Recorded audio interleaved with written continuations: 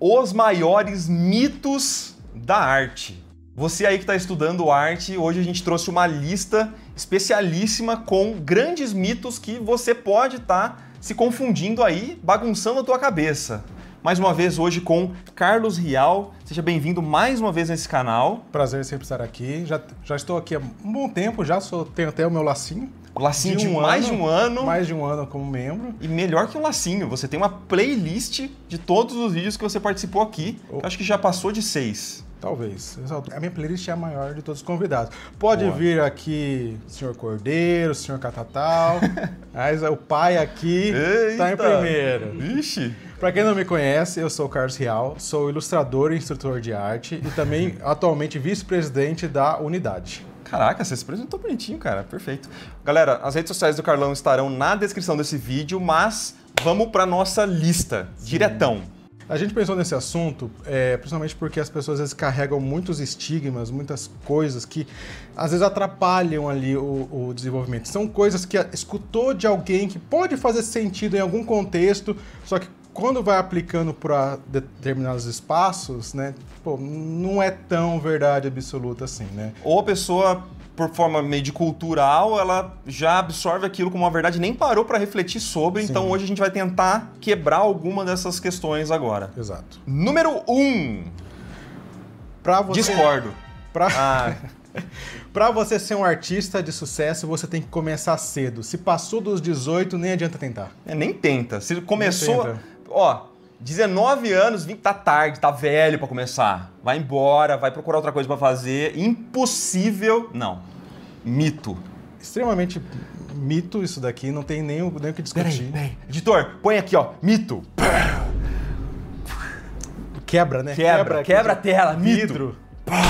Mito. E o editor chorando de novo, eu ganho pouco pra fazer essas coisas. Isso daqui você já escutou várias vezes, né? De tipo, muita gente chega assim e pergunta, nossa, mas eu tenho 18, eu tenho 25. Eu já escutei gente, não, eu tô com 16, eu tô meio tarde. Eu já ouvi isso também. Pô, 16 anos.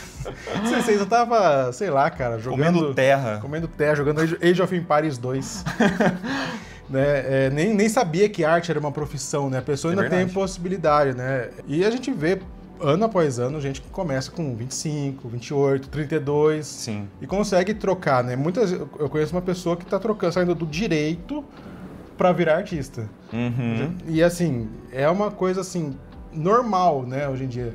É óbvio que quanto mais a idade avança, mais as responsabilidades avançam. Isso, exatamente. Principalmente se você se você constitui uma família, tem um parceiro, tem alguém ali que depende de você, é mais difícil você fazer essas trocas, né? Sim. Precisa de mais planejamento, mas ao mesmo tempo essas pessoas que estão acima dos 18, acima dos 20, acima dos 30, essa pessoa já sabe muito mais o valor do tempo. Sim. E isso aí faz muita diferença na hora de você estudar, de você ter essa escolha de mudança para uma área artística, né? Com certeza. Eu lembro de ver um caso do escolismo, de alguém que conheceu o escolismo e já tinha, sei lá, 45, 46. Sim. Ele era, acho que, policial rodoviário nos Estados Unidos, uma coisa assim, e o cara foi lá e virou capista de quadrinho, assim. Sim, cara, tem muitas histórias, pô. A minha companheira mesmo, ela mudou de área depois dos 30. Tipo, deu 30 anos, ela literalmente mudou de área completamente e virou artista 3D. Sim. Então é uma história que a gente precisa ainda trazer para esse canal,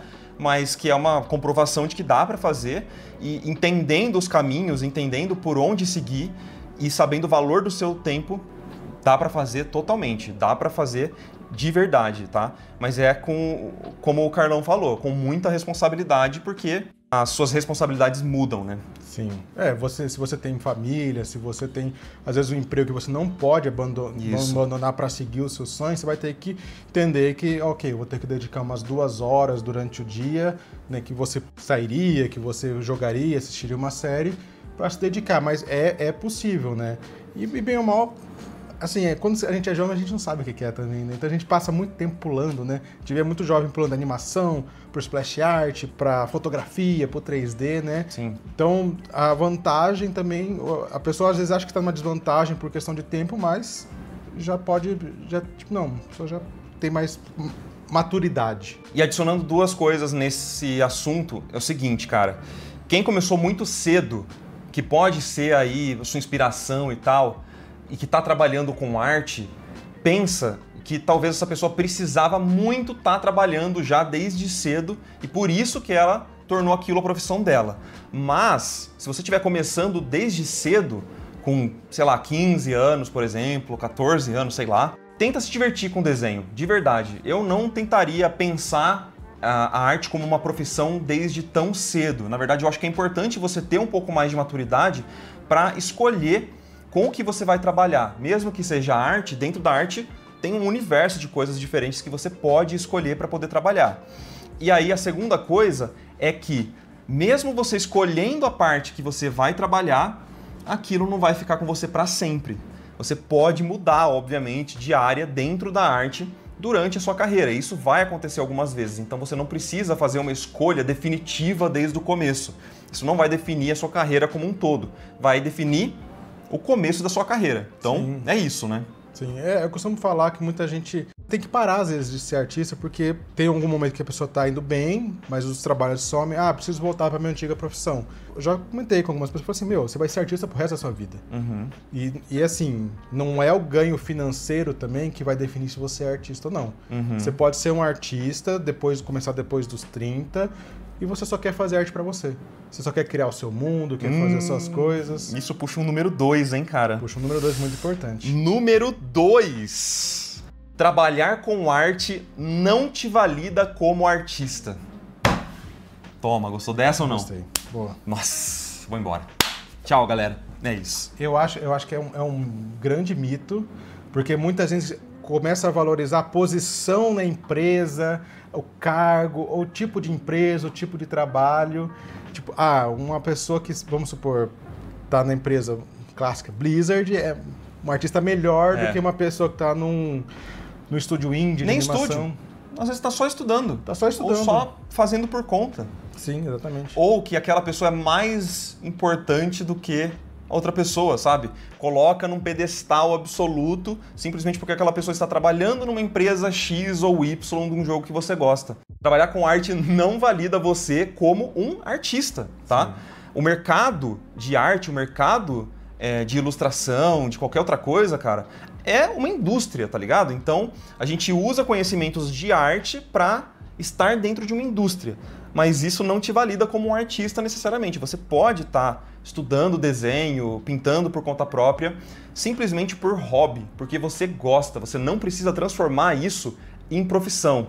E, na verdade, muitas pessoas que transformam isso em profissão, cara, acabam desistindo, acabam odiando o que fazem, simplesmente porque aquilo se torna maçante. Você vai trabalhar e fazer coisas que você não quer fazer durante 8 horas do seu dia. Você está fazendo trabalho para os outros. Muita gente acha que se eu conseguir entrar na Blizzard, eu vou ser... bom. Vou ser bom. Mas provavelmente a pessoa acha que vai fazer aquele splash art, aquele personagem principal. Não, você vai ter que pintar unha de orc por 8 horas. Esse exemplo é clássico. Exatamente, cara. Mas é uma realidade, né, cara? Que muitas vezes as pessoas confundem, assim, tipo, suas paixões com vocação também, né? Uhum. Então, tipo, você pode até ser apaixonado por isso, né, de fazer a arte e tudo mais, mas você não tá usando na indústria certa, na coisa certa. Uhum. Então, você costuma...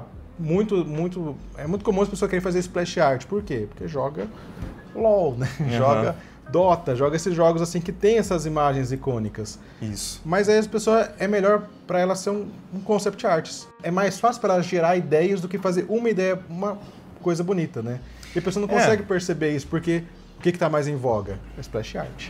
Mas o meu ponto até é que, tipo, uma pessoa que começa a querer trabalhar com arte porque ela gosta das splashes, é uma coisa muito diferente. Porque a pessoa gosta de jogar LOL. Não quer dizer que ela gosta do processo de ficar um mês pintando uma imagem só. Mas isso é papo para um outro vídeo.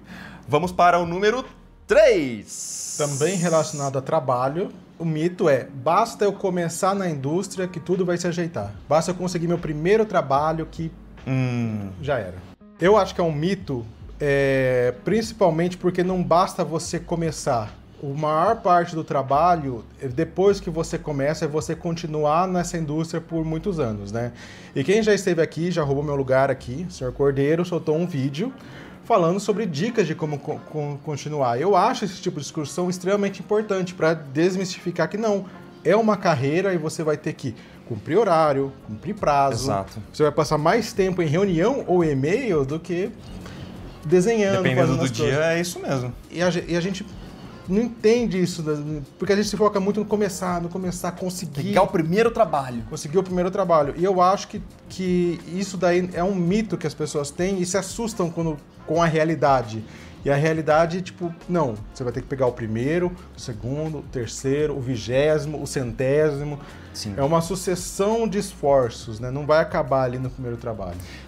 Isso, contrapondo um pouquinho, isso obviamente dá uma validação para você mesmo, de tipo, cara, é possível, dá certo, valida, dependendo da pessoa também, valida para a própria família, que tem aquele clássico, né, de tipo, aquela dificuldade de explicar. A gente tinha muito disso, né, de que ilustração era uma profissão, que arte era uma profissão. Isso valida um pouco para as outras pessoas, mas o trabalho tá só começando, né? Tipo, a parte difícil tá só começando. Você vai ter que ter todo um outro lado profissional, se entender como uma empresa também, e aí desenrola para tudo isso que você comentou. Sim. Mas eu entendo a experiência de você, deu certo, acho que eu estou num nível apropriado para o mercado de trabalho porque um cliente me deu aquela validação, mas concordo 100% do mito. É que agora, alguns anos na indústria, hoje eu olho e eu não tenho, obviamente a gente sempre vai ter um nível de desconfiança da gente mesmo, de insegurança, mas quando eu consegui o meu primeiro trabalho, até eu pegar os próximos, eu fui, será que foi sorte? Ah, sim. Será que... Isso acontece até os, 10 anos de carreira, a pessoa ainda vai ter essa sensação de, cara... Hoje eu sinto um pouco menos. Mas muitas pessoas que eu trabalho têm essa sensação de, caraca, aquela baixa autoestima, sabe? Mas é momento, a pessoa, com o tempo, ela entende que ela é super importante também na indústria e no trabalho que ela faz, né? Façam terapia. Ótimo. Número 4. Não importa o pincel ou brush que você usa. Pode só usar o redondo, usar o quadrado, o triangular, o oval. Isso não importa. Tem que usar o brush padrão para se provar bom, para depois você ter que baixar os outros. Já ouviu falar disso? Esse é um mito que me dava nervoso eu vendo artistas bons repetindo isso. Eu entendo da onde vem essa resposta meio ríspida, porque é a mesma coisa do próximo mito. Eu acho que tem um pouco daquela parada de desmerecer a arte, sabe? Sim. De tipo, pô, você tá achando que é fácil, meu? Você acha que é só o meu pincel que você vai pintar que nem eu? Tem que usar o redondo, meu. Entendeu? Então acho que tem um pouco dessa questão, mas o outro lado é que, cara, é um mito total, porque, obviamente, tem pincéis que te ajudam e muito a acelerar o seu processo de trabalho. O que importa é você saber fazer a pergunta certa. Para mim, a pergunta certa, eu quero saber a sua, mas a minha pergunta certa é: como eu faço essas marcações com o pincel? Ou qual pincel eu uso para fazer esse tipo de marcações? Ou esse tipo de transição? Sim. Se a gente pensa num estudo de arte que envolve valores e edges, e transições e bordas, então, como que eu faço essa borda? Qual borda que esse pincel faz? Ou qual o pincel que eu preciso para fazer esse tipo de transição? Fico feliz também que você não acha isso. Se você também acha que isso é um mito. Mas a minha resposta também é a mesma. Mas principalmente que é quem faz, geralmente, a pergunta numa live ou para um artista fazendo uma demonstração, mesmo seja, pode ser até com um lápis, a pessoa pergunta que lápis você está usando. É porque arte é complexa. E a pessoa quer reduzir aquela complexidade e tentar entender. Porque, principalmente assim, tem muitas variáveis, né, que podem acontecer. Então, se a pessoa pergunta que pincel você usa, é que ela ainda não consegue fazer a pergunta que é: por que você está usando esse pincel? Né? Por que você, que nem você falou, por que você está usando esse pincel? É para fazer uma transição? É para fazer um detalhe? É para acelerar o processo de texturizar uma imagem, de texturizar uma pedra, uma coisa? Ela ainda não tem ainda conhecimento para saber fazer esse tipo de pergunta. Para entender. E às vezes as pessoas repetem muito: o pincel não importa, o pincel não importa. Tá, beleza. Faz uma imagem aí só com pincel redondo. Você vai sofrer muito. Porque, tipo, o profissional não, ele vai ter 500 brushes, ele vai saber pegar, obviamente vai ter o seu packzinho ali especial para fazer as nuvens, fazer as coisas, mas você vai usar isso durante o seu processo para acelerar. Porque você não vai ficar sofrendo ali. É possível trabalhar com só pincel? É possível, sim, né? Mas é aquilo, né? O pintor de casa não vai pegar um pincel pequenininho. Ele vai ter ferramentas que aceleram o processo dele, né? Mas é importante, obviamente, a gente deixar claro que nada vai substituir os fundamentos. Então, a gente não pode ser também leviano de simplesmente falar que, beleza, é o brush o segredo, hein? Não é. Precisa saber dos fundamentos, mas é claro que tem brushes que vão acelerar esse processo dos fundamentos. Mas, Marco, me diz, tem algum lugar muito bom para aprender fundamento? Cara, eu acho que se a pessoa usar o Google bem assim e pesquisar na internet, na rede mundial de computadores, talvez, ou se ela quiser comprar um livro... É a comunidade da Alaprime. Ô, pessoal, legal, hein? Legal. Não, mas tem vergonha de fazer publi do lado de pessoas, sabia? Por quê? Eu não sei. Faz de costas. Vira ali assim e fala pra parede. Na sua comunidade tem pessoal que faz o encontro, né, para estudar fundamentos específicos, tem uma turma de anatomia que a galera vai se organizando, mas você também tem aulas para iluminação, aula de cor. Não é? Que bonitinho, mano. Obrigado, Carlão. Ei, pessoal. Conheço a área de membros aí, que tem um monte de aula maravilhosa lá. Pô, gostei. Eu tô usando a aula de Color Hack lá. Porra, isso aí não pode falar, meu. Isso aí é... Falando em roubar, né? Mas a aula de roubar, o negócio, eu montei o meu ali, ó. É bom demais, né? Showzinho. Então tem encontro que eu mostro como você pode usar o Color Hack, tem um monte de ferramenta legal, tem aulão, tem workshop, tem um monte de coisa. Então conheça a área de membros. Eu tenho certeza que você vai se interessar, porque não só tem as aulas, mas tem uma comunidade super saudável e engajada, maravilhosa. Nosso Alaprimes, nosso servidor lá no Discord, que só os membros têm acesso e que é muito boa, que com certeza vai te ajudar na sua jornada de alguma forma. Só voltando rapidinho na questão dos pincéis, uma coisa que também é legal falar é que também não vai adiantar você baixar todos os pincéis de todos os artistas que são famosos, tá? É importante, se você estiver construindo a sua biblioteca dos pincéis, entender para que efeito você quer aquele pincel, mas efeito no sentido de bordas mesmo, com a transição que você consegue fazer com aquele pincel. Ao invés de interpretar os pincéis muito como esse pincel é para cabelo, esse pincel é para montanha, sabe? É claro que você vai ter os seus favoritos para fazer cada um desses acabamentos, mas entenda que isso é um acabamento específico, e esse acabamento ele vem de uma certa transição. Eu só queria deixar isso claro porque senão a pessoa vai construir, a pessoa que está começando, ela vai construir ali uma biblioteca de 5.000 pincéis, vai ficar muito desorganizado, vai ficar muito bagunçado e vai só atrapalhar a mente das pessoas. Então tem essas ressalvas, mas, enfim, essa foi a nossa número 4. Número 5! É aquela lá? Não, ainda não. Ainda não? Tá. Aquela lá é a número 6. Beleza. Então espera, ó. Você não vai acreditar nessa número 6, mas agora é a 5. Número 5 é artista desenha com o lado direito do cérebro.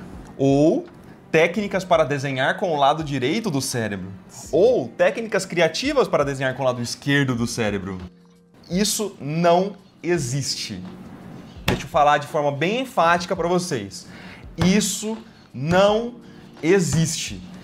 Apesar disso ser um título muito famoso, de um livro muito famoso, de uma autora muito famosa, que vendeu muitos livros, que é super indicada por vários professores, isso é pseudociência. O nosso cérebro não é dividido dessa forma. Na metade, assim, ó, metade direita racional, metade esquerda criativa, pessoal. Vamos aprender a desenhar com o lado racional do cérebro. Não. Essa parte de pseudociência, só deixar um adendo, não invalida a parte técnica de práticas que também são ensinadas no livro, que por sinal foram pegas de outros livros, tá? Estou acusando mesmo de... Que, se eu não me engano, ela pega alguns estudos iniciais de neurociência e aí, tipo, acho que ela fica fascinada com essas questões e começa a bolar alguma coisa na área dela, porque, se não me engano, ela já era professora de artes. Mas o que acontece? Eu ia fazer essa defesa que o livro, os exercícios que tem no livro, se você caiu nesse vídeo agora, né, você está começando a desenhar, ele é ótimo, os exercícios dele de desenhar de ponta cabeça, alguns exercícios de aproximação, de separar espaço negativo, espaço positivo. Isso aí é a técnica usada de desenho e pintura há séculos, tá ligado? Não foi inventado por ela também, não foi inventado por esse livro, tá, pessoal? Desculpa falar pra vocês. Sim, mas ela tem uns aspectos ali bons, exercícios bons. Os exercícios não são invalidados, mas é que às vezes fica nesse conceito, às vezes voltando pra questão da idade, às vezes a pessoa, não, eu sou da exatas, por isso que eu não consigo desenhar. Não, é porque desenho é uma prática, né? Exatamente. Eu também, assim, não sei lá, esquiar. Eu nunca esquiei, então... Não, quer uma habilidade melhor? Quer um exemplo melhor? Existem vários tipos de pessoas, vários tipos de artistas que trabalham com isso. Eu, por exemplo, não consigo gostar do How to Draw. E o Carlão gosta do How to Draw. E a gente precisa fazer esse vídeo. Pessoal, coloca pra esse vídeo. Por exemplo, para mim é um tipo de conteúdo mais voltado para pessoas que gostam ali de um pensamento mais racional. Bom. Um pensamento bom. Um pensamento de gente que veja bem, valoriza o desenho, valoriza saber expressar fórmulas volumétricas. Engenheiro não é artista, né, pessoal? Vamos deixar... Não, vou brincar. Só pro Luiz Celestino aí também, que é um cara apreciador do How to Draw, tá? Eu já... não muito. Eu não aprecio muito um livro que provavelmente você gosta muito. Color and Light, do James Gurney.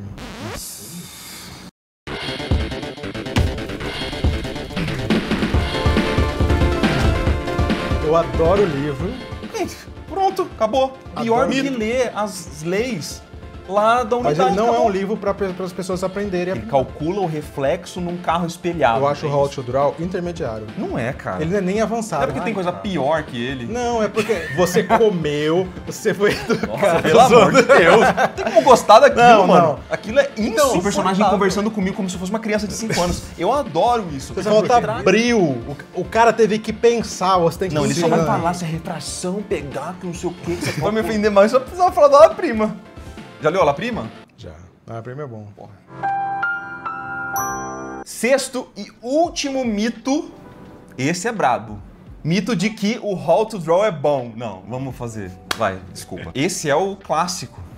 Tá. Que você precisa de talento para ser artista. Como é que a gente ia fazer o primeiro vídeo dessa série de mitos sem falar de talento? Mas eu já fiz um vídeo falando que eu acredito em talento. Você já viu esse vídeo? Não vi esse vídeo. É, foi só um bait. Ele não assiste meu canal, pessoal. Ó, não assiste. Na verdade é um bait, o título é um bait. Eu falo de talento mais como uma vontade, o brio de você estudar arte, de você ter interesse genuíno e profundo sobre aquele assunto que vai fazer você transpor barreiras muito difíceis na hora de passar alguns estudos, porque tem coisa que é só muito difícil de entrar na cabeça mesmo, tá? Mas aquele pensamento de que você tem um dom divino, você foi escolhido por Deus para poder ali ter o dom de desenho e apenas essas pessoas conseguem desenhar, isso é um mito. É que é engraçado você discorda de mim? Calma, Veloz. Calma. Senhora. Você tá muito Pessoal, pera um pouquinho. Agitado não, ainda. Pera um pouquinho. Não, eu só ia comentar que pra mim esse debate já tá tão superado que eu nem lembrei de colocar isso como um mito, assim. Tá, que susto, cara. Eu achei que você ia... Pô, pelo amor de Deus. É um bait por vídeo, já te baitei uma vez. Louco, cara. Não vou fazer outro bait com comigo você. Não, cara. Não, é porque pra mim esse negócio tá... Porque assim, tem um livro que entra na categoria autoajuda, obviamente, mas eu recomendo para as pessoas, chama... Pai Rico, Pai Pobre. Mexer no meu queijo. Não, o livro se chama O Código do Talento. Tá. O autor, se não me engano, é Daniel Coyle. O Daniel Coyle, ele é um jornalista e ele fez um livro, né? Ele pesquisou sobre essa questão de talentos, né? Ele não se debruça sobre arte, mas assim, ele é o tipo de livro assim, é autoajuda, mas baseado numa ciência, aqui numa pesquisa e tudo mais, né? Eu gosto muito do primeiro exemplo que ele dá, eu uso ele nas minhas aulas, que é o seguinte: por que o Brasil ele é bom no futebol? Ou era, né? Enfim, na época que o livro foi escrito, o Brasil era bom. Muita gente vai falar questão do clima, questão de genética, questão da pobreza, a pessoa quer superar. Aí ele traz um fator que é, porque no Brasil se joga muito futsal. E o que é o futsal? É um futebol menor, o campo é menor, a bola é mais pesada, o gol é menor. E o que então o jogador precisa ter? Passe, agilidade. Você tem que começar a raciocinar de maneira mais rápida. Então você pega um jogador dos 6 até os 11, 12 anos no futsal, quando ele vai para o campo... Ele vai ter habilidades que as pessoas que foram treinadas em outros ambientes não vão ter, né? Sim. De drible e tal, de questão de ver jogo, assim, você hoje já está um pouco diferenciado porque eles começaram a importar isso. A Inglaterra importou algumas academias de... chama de Brazilian Soccer School, alguma coisa assim. Mas você lembra, assim, de ver jogo de, sei lá, a gente quer ver, Copa de 94, 98, você pegava um time como a Dinamarca... Não tava nascido nessa época. Como não? Eu sou... Você é jovem? Eu sou jovem. Era a galera correr pro fundo e fazer um cruzamento e tentar cabeçada. Hoje não, hoje a galera sabe jogar mais com a bola no chão, que era coisa que o Brasil sabia fazer antes, né? Que era a vantagem disso, né? Esse livro vai desmistificar o quê? Que não existe talento, existe prática. Principalmente prática deliberada, né? Então, assim, foi um livro que mudou ali quando eu comecei a me esforçar. Deliberado é muito bom. Esse termo é muito bom, né? Assim, com a intenção de, né? Sim, que é basicamente se você sempre tá no limite da sua habilidade. Então, beleza, você aprendeu a pintar uma maçã, show. Se você colocar 2 luzes agora, como é que vai ser? Sabe? Se você colocar mais maçãs reagindo, se você... Uma mão segurando a maçã. Então, você vai sempre colocando, adicionando um pouquinho de dificuldade, mas nada que você vai cair de cara no chão se você errar, né? Já vi o Mike falando em podcast, né, que ele pintava uma maçã, depois ele ia pintar uma pessoa com uma espada. E nada traduzia, né? Então ele começou a fazer uns estudos mais direcionados, né? Tá relacionado a isso, né? Então ele vai estudar uma pessoa, depois ele vai desenhar uma pessoa com uma espada.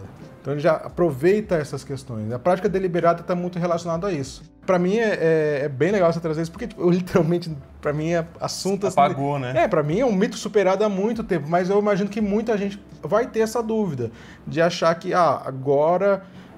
eu não tô conseguindo porque eu tenho talento. Ou então não vou começar porque eu não tenho talento. Não, é o clássico, cara. Quando você fala que desenha pra alguém, a pessoa fala, não consigo fazer nenhuma casinha. Não tenho talento pra isso. Eu falo assim, não desenho nem um bonequinho palito. Pô, é fácil, deixa eu mostrar. Não, o que eu mais gosto é o seguinte, é quando a pessoa fala assim, pô, meu sonho era desenhar, mas eu não consigo desenhar nem a casinha.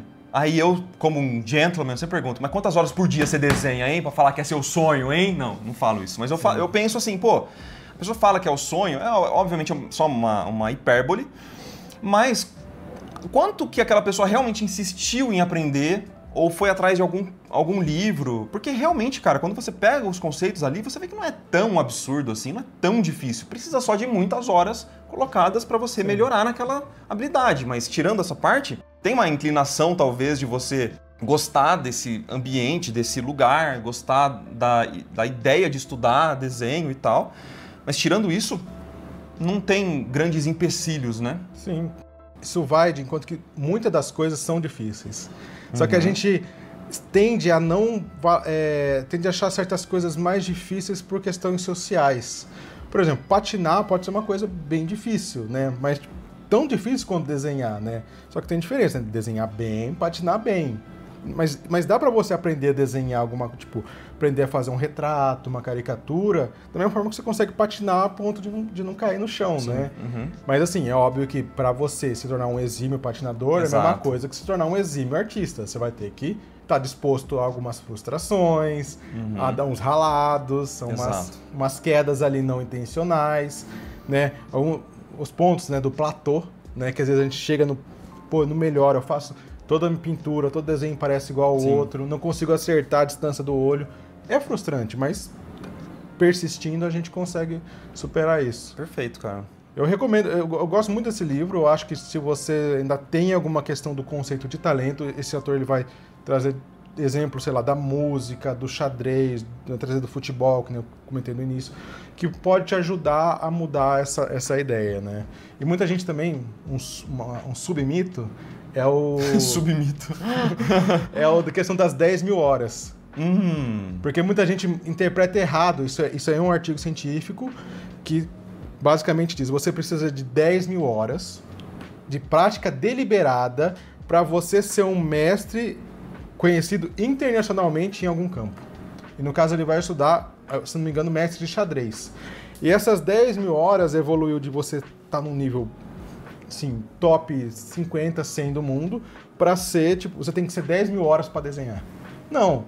Pô, com 20, 30 horas a pessoa já consegue fazer alguma coisinha, já consegue desenhar um rosto com lumes, com outros métodos, né? Você não precisa ter de 10 mil horas para ser bom em algo. Não, isso aí não é uma realidade. É uma extrapolação. Sim, uma extrapolação e tudo mais.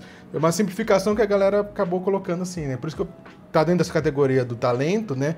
Mas também é quase o oposto. Não, você tem que... Se você não desenhar por 10 mil horas, nem tenta. Não precisa ser assim, né?